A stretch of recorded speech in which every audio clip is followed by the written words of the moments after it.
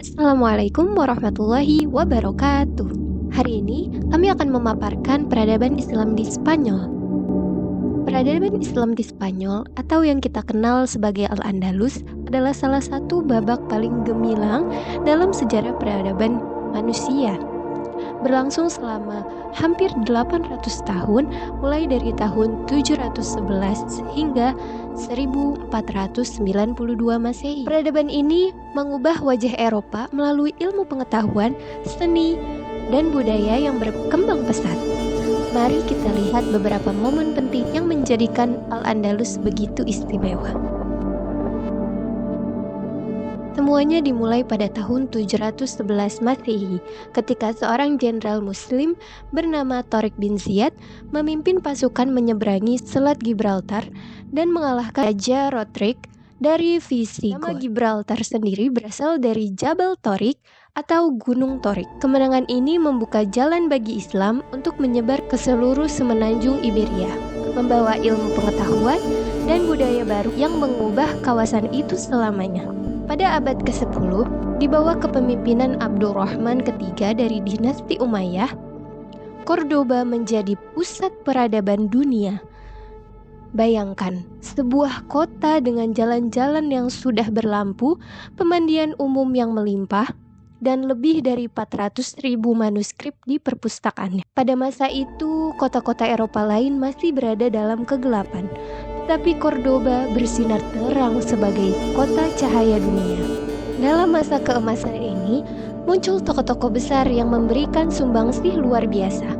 Ada Ibn Rushd, filsuf dan dokter dari Cordoba yang menulis komentar penting tentang Aristoteles dan menginspirasi Renaissance Eropa. Ada juga Al-Zahrawi, bapak ilmu bedah modern yang bukunya Al-Tasrif menjadi rujukan selama ratusan tahun di dunia kedokteran. Tidak ketinggalan Al-Idrisi, ahli geografi yang menciptakan peta dunia paling akurat di zamannya. Mereka semua adalah bukti bahwa ilmu pengetahuan adalah jantung dari peradaban ini. Tentu saja, Al-Andalus juga dikenal dengan warisan arsitekturnya yang luar biasa.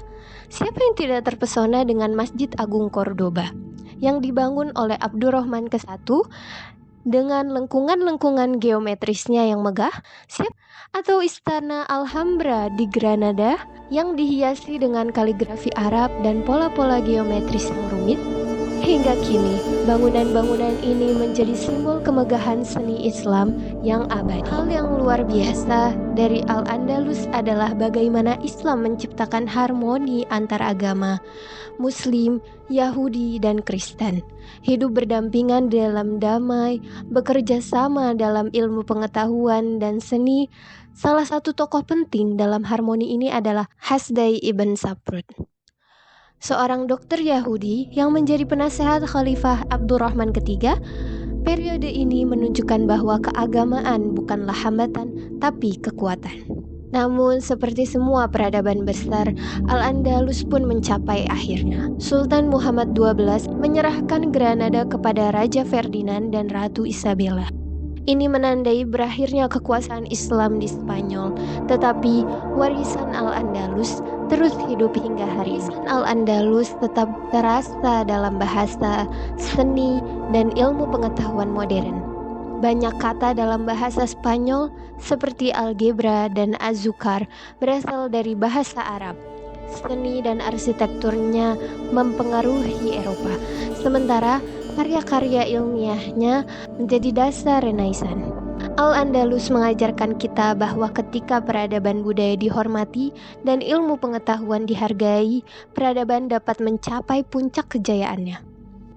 Inilah Al-Andalus, sebuah peradaban yang tidak hanya mencatat sejarah, tetapi juga mengubah arah peradaban manusia. Dari Tariq bin Ziyad hingga Ibn Rushd, dan Masjid Cordoba hingga Alhambra. Warisannya adalah pelajaran abadi tentang keindahan pengetahuan, seni, dan toleransi. Kita semua hari ini adalah pewaris dari kejayaan itu. Wassalamualaikum warahmatullahi wabarakatuh.